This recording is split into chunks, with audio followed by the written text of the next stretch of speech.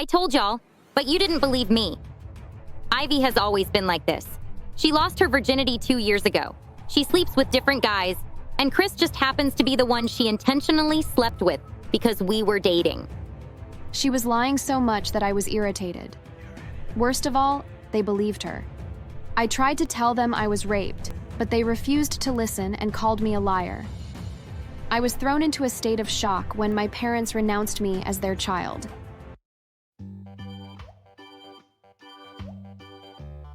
Growing among cousins and other extended relations is cool, but it also has its disadvantages. Aunties can be quite dangerous when they get envious of you or your child, so beware of them. After my ordeal, I always reminded myself of that. Oh, I forgot to introduce myself. Hi. I'm Ivy, age 29 and married with 2 kids. My grandparents had a very huge house where they lived. Every Friday, everyone in the family was to be at the family house.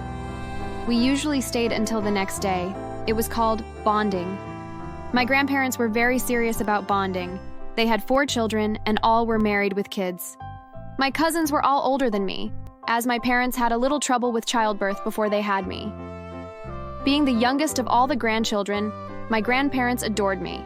I was like their cherished puppy. Once during dinner, my second eldest cousin, who was sitting beside me, took my glass, which was nearly empty, and filled it up with juice before filling his. My aunt's daughter, Jenny, suddenly stretched hers too. Fill up mine too, Carl. Why should I? You have a jug beside you. Didn't Ivy also have one beside her? Yes, didn't she? Why can't you fill up Jenny's cup? I was beginning to get tensed.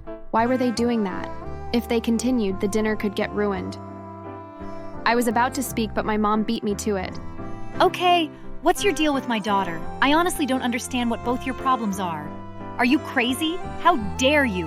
My daughter and I are now problematic. Wow, coming from you, that's so rich. My mom was about to retaliate, but I stepped in. That's enough. We're being disrespectful to Grandma and Grandpa. Let's just eat, please. I'm sorry to everyone for being the issue. Let's eat, please. You're not the issue, child. Do not say that. I'm glad. At least you're mature. That passed. I finished high school and got into college. My grandparents advised my parents to let me apply at the same college my other cousins were. It was also where I'd wanted to apply, so I did, and passed. But the issue was, Jenny had always been jealous of me and was in the same school. Jenny was in her 3rd year when I got in. At college, she often acted like we never knew each other. She would walk past me and intentionally brush against my shoulder. However, I never spoke anything about it. I avoided her as much as I could. Since I was the shy type, I didn't know how to make friends. I had 3 more cousins there, so I mostly spent time with them at the cafeteria. One day, Jenny approached me. I was at the library and was surprised to see her in front of me. I heard it. Did you think I wouldn't? Gosh, I can't believe you'd stoop so low. I was confused. What was she on about? She had a deadly gaze on as she stared directly into my eyes. I asked what she was talking about, and she suddenly grabbed me by my hair. You must think I'm dumb, right? I heard it all. You went behind my back to seduce Chris, didn't you? I didn't even know who my husband was at the time. I'd heard people talking about him, but I hadn't seen him. Again, I asked her to be clear. Then she finally revealed the reason for her anger. Apparently, news was going round that Chris liked me, but the issue was Jenny had a crush on Chris. It was surprising to me, as we'd never even met each other. I tried to explain that to Jenny, but she wasn't having it. She pulled my hair tighter and warned me to stay away, or she wouldn't waste any time in making the school unbearable for me. When she left, I couldn't understand anything. Suddenly, Chris approached me. He introduced himself and told me he was in year 3. He asked if I was Ivy, and I replied that I was. Then he told me about what the rumors were saying, and how bothered he was about it. I was captivated by his handsomeness and the smart way he spoke. However, the matter at hand was more serious. Right when we were speaking and wondering how they even thought of pairing me of all people with him, Jenny rushed into the library, alongside some other girls. So, the rumors are true? I can't believe you. Before I could try to explain, she pounced on me. Jenny was quite big, so it was impossible for Chris to get her off me, especially with the way her friends were holding him back. By the time him and a few others around managed to separate us, I had a broken nose, lips, cuts around my eyes, on my chins and my right ear bleeding after she roughly pulled my earrings. I was immediately rushed to the school's clinic where the wounds were instantly disinfected. Our parents were summoned and my mom flared up. What did Ivy do? Why do you hate her so much, huh? Jenny's mother wasn't having it either. They nearly fought in the school's president's office, but were stopped. Her friends all pretended to not know about what caused the fight and only said we suddenly started fighting. Chris, however, told them that Jenny attacked first. When the CCTV was checked, they saw that it was true. While I got suspended for 3 days, Jenny got 3 weeks. It wasn't an easy period for the whole family, as everyone blamed Jenny after I told them it was about Chris. However, Jenny lied to them and said I was sleeping with Chris. Of course, no one believed her. They knew I wasn't such a person, and that clearly offended she and her mother.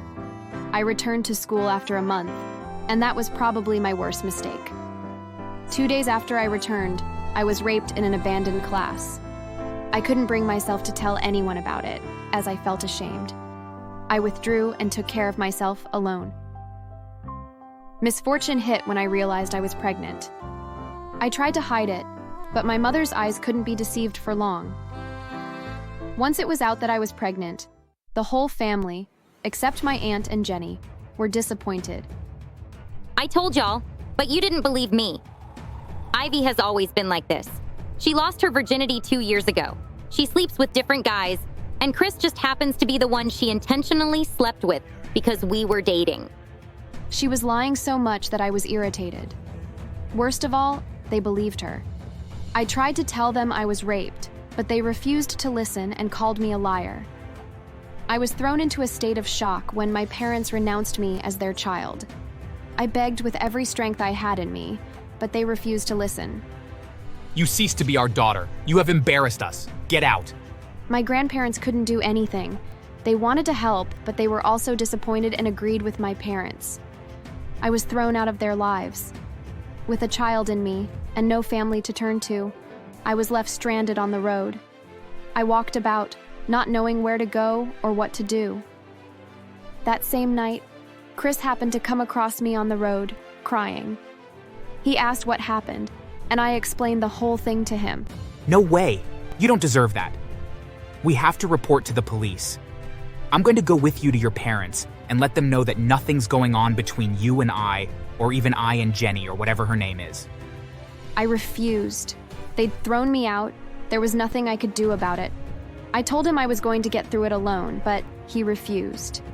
He blamed himself for it and invited me to his house. I got to know that he was an orphan and was working while schooling. I couldn't deny that he was doing quite well for himself. He let me stay under his roof and also fed me. Tragedy struck again when I had a miscarriage. I almost died, but Chris was there for me. He took me to the hospital and ensured I got the best treatment. I thought about my family often. I was disappointed at how easily they gave up on me. Least they could do was ask me to invite Chris over and question him, not just believe Jenny. I couldn't get over the pain and heartache their actions brought me. I managed to get a job, as I couldn't return to college or let Chris take care of me forever. He was good from the beginning. When he saw that my job as a waitress wasn't paying enough, he helped me secure a better job. We got closer with time, and of course, feelings began to develop. After 6 months of staying with him, I got myself an apartment. I was only 20 then. I worked even harder. Since I needed to finish my college education, I applied for scholarships so I could start afresh. Luckily, one clicked and I was in school again. Chris and I got into a relationship. My parents never called. They'd indeed abandoned me. I moved on and worked even harder. By the time I was in my second year in college and nearly my second year in a relationship with Chris, there was another rape case in the college. Chris told me the girl was raped after a fight with Jenny over a male student. I connected the dots, and it was similar to my case. I asked Chris if I could bring mine up again, and he promised to back me up, and it began. I returned to school and told them everything that had happened to me since the fight with Jenny. The news spread quickly. I discovered that the new victim was assaulted in the same place as me. So I requested that the CCTV footage of both days be checked. Action was put in place immediately. When they checked, it was discovered that the same guy was the culprit of both incidents.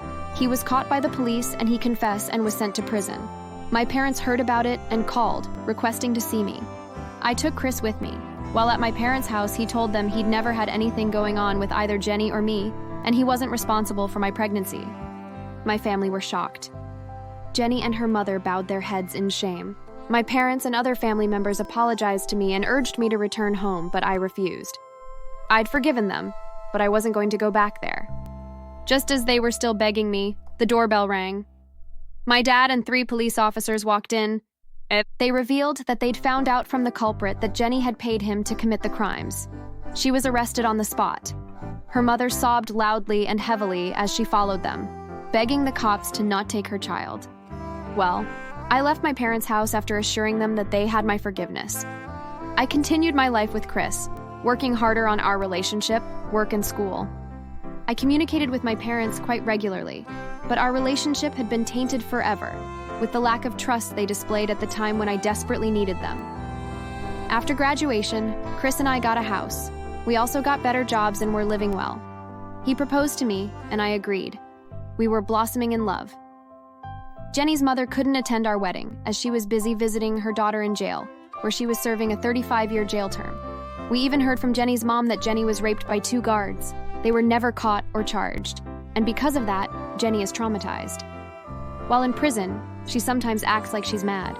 Jenny's mom is depressed and lives alone with 4 cats. As for me, 2 years after our wedding, we had our first child, a boy.